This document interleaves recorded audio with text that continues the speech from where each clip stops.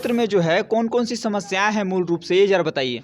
दलाली। यहाँ इर्द गिर्द मुखिया के आसपास 8-10 ऐसे लोग हैं जो कि कमीशन बेस्ड हैं। नमस्कार, मैं प्रिंस चौबे और आप देख रहे हैं न्यूज़ 24 बाइट। आज हम पहुंचे हैं रढ़िया पंचायत के जो ये मुखिया प्रत्याशी के पति हैं, एक हमारे साथ मिंटू राय जी, और इनकी पत्नी जो है अभी प्रत्याशी हैं सुमेधा सुप्रिया राय। और आइए इनसे जानते हैं कि ये चुनाव जो है, सबसे पहले मेरा सवाल रहेगा आपसे कि चुनाव जो है आप क्यों लड़ना चाहते हैं सर मैं अभी बिजनेस में हूँ जी। और मेरे जो भी पंचायत के जो भी मेरे शुभचिंतक हैं उन्होंने अनुरोध किया मुझसे, क्योंकि मेरे बाबा जी भी यहाँ मुखिया रहे हुए हैं 30-40 वर्षों तक। उसके बाद मेरे पिताजी भी उपचुनाव में यहाँ मुखिया रहे, 1700-1800 वोट से वो जीते हुए थे। अच्छा उन्होंने अपने कार्यकाल में बहुत ही अच्छा काम किया था जी। और उसके विगत 15 सालों से उसका रिजर्वेशन लगा, हम लोग चुनाव नहीं लड़ पाए। और 15 वर्षों से हमारे पूरे रढ़िया पंचायत में कोई काम सही तरीके से धरातल पर नहीं उतरा है। अच्छा, आपके क्षेत्र में जो है कौन कौन सी समस्याएं हैं मूल रूप से, ये जरा बताइए। हमारे क्षेत्र में सबसे बड़ा जो समस्याएं हैं जो कि जनता से मिलने पर लोग बोलता है कि यहाँ सबसे बड़ी समस्या है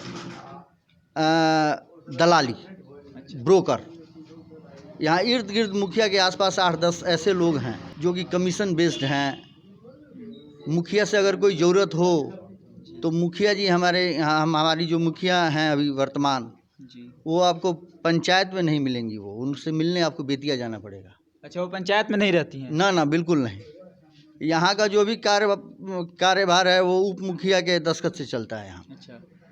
और यहाँ मतलब मूलभूत जो समस्याएं हैं वो है कि राशन में गड़बड़ी होता है। गड़बड़ी, अच्छा।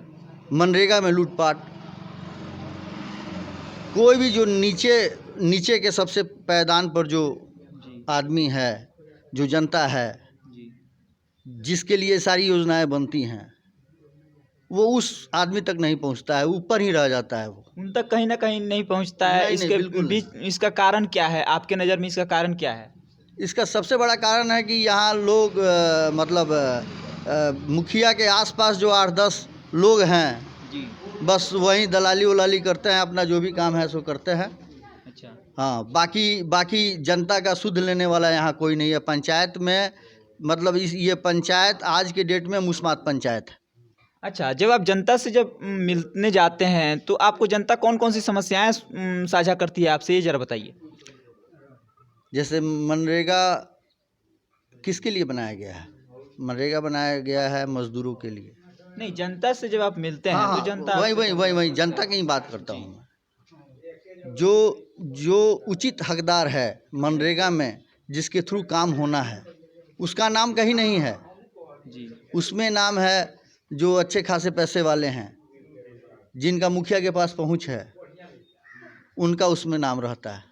वृद्धा पेंशन के लिए लोग यहाँ से रढ़िया पंचायत से रज जाते हैं, जबकि अगर सही मुखिया का चुनाव हो, यहाँ पर सही प्रतिनिधि हो मुखिया का, तो यहाँ से एक भी जनता को अनुमंडल में नहीं जाना पड़ेगा। जो भी काम होगा वो यहाँ आपके रढ़िया पंचायत में जो पंचायत भवन है उसके अंदर सभी सुविधाएं उपलब्ध हैं। अगर मुखिया सही हो तो सभी का उचित निवारण आपको ग्राम पंचायत में होगा। जी, तो आपके अनुसार जो है वो पंचायत का विकास कैसा होना चाहिए और कैसा पंचायत होना चाहिए, ये जरा बताइए। आपके मैनिफेस्टो में कुछ ऐसा आपका मैनिफेस्टो बना हुआ है? देखिए, सरकार की जितनी भी जन कल्याणकारी योजनाएं जो हैं जी, जो धरातल पर सही सलामत पहुँचे जी, जो अभी तक नहीं पहुँच पा रही है जी। जो योजनाएं हैं अति गरीब वंचित के लिए बनती हैं, लेकिन मेरे पंचायत में बंटरबाट के कारण समाज के अंतिम पायदान पर खड़े लोगों को भी इसका लाभ नहीं मिल पा रहा है। तो मैं जब भी या मैं तो अभी मुखिया प्रतिनिधि हूँ यहाँ पे, जी और प्रत्याशी की भी सोच है जी कि जो भी जन कल्याणकारी योजनाएं हैं जी। वो सही उचित व्यक्ति तक पहुँचे, सही काम हो। आप कब हम से राजनीतिक में हैं ये जरा बताइए। हम राजनीतिक में हैं पिछले 5 साल से। अच्छा। पिछले 5 साल से राजनीतिक में हैं हम। जी बिजनेस भी करते हैं जी। और लोग के सुख दुख में साथ भी आते हैं हमेशा। अच्छा, बिजनेस और राजनीतिक दोनों साथ साथ कैसे हो पाता है?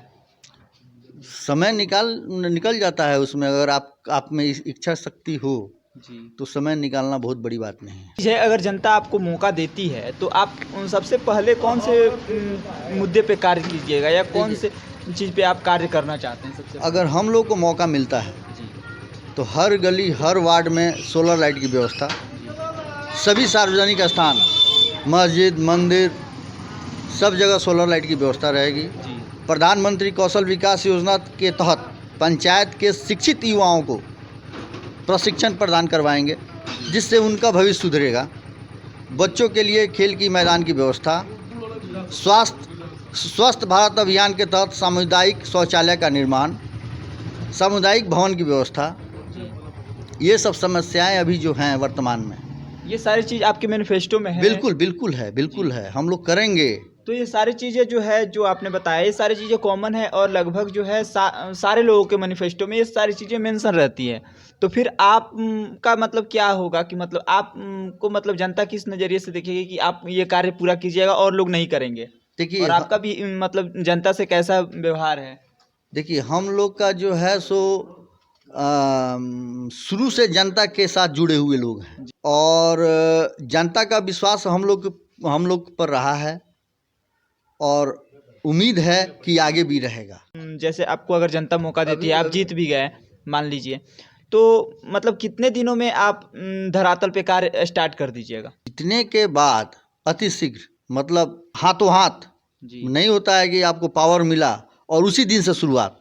हम लोग तो शुरू से लगे हुए हैं। जी हम लोग तो शुरू से लगे हुए हैं। हाथ मतलब आप हाँ स्टार्ट कर दीजिएगा। बिल्कुल। तो इसलिए हम पूछ लिए आपसे क्योंकि हमारी जो न्यूज़ 24 बाइट की टीम है आपके जीतने के बाद फिर से हमारी टीम आएगी और फिर आपसे पूछे कि आप मैनिफेस्टो में जो आपने बताया है कि इतनी सारी चीज़ करेंगे वो सारी चीज़ आप किए कि नहीं किए?